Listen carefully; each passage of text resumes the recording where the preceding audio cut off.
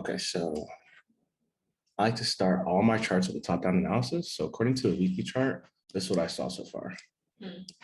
So I saw a breakout right here. Let me grab my tools. I saw a breakout right here, and it's been going up ever since. So we've been on an uptrend.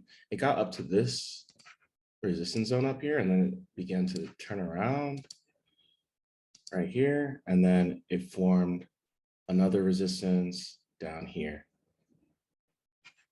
Well, really it's formed a resistance in this zone. Essentially what happened is the market grabbed some liquidity right here in this zone, and then it has come up ever since then. So we can also draw a zone here. And remember, this is on a higher time frame. So when you zoom in, you'll be able to see it even more clearly. So according to the daily chart, we were right here. And then I saw that we were pretty much in an uptrend. So if we take that down to like a smaller time frame, this is the hour. I know I have some stuff on the charts right now, but just ignore it for now and just try and follow along. I'm going to mark everything up. Let's see, we got a good look. Okay, cool.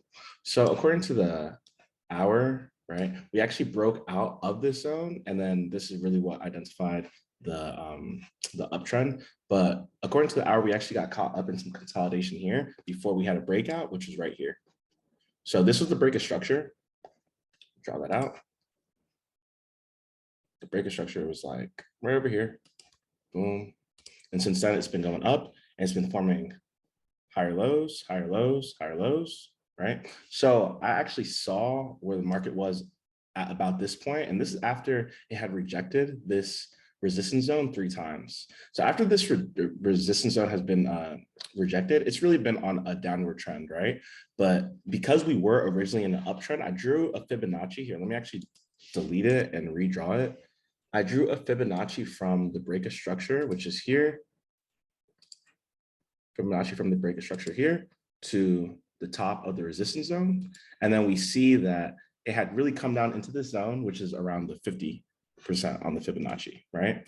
So since it did test the zone about 3-4 times, I was like, okay, chances are it's probably still going to be an uptrend, right? So I think we came in somewhere around here. I believe it was Thursday last week. I set an entry here just to be safe, and then drew a stop loss below not only this zone, but even this lower zone in case it decided to wick down.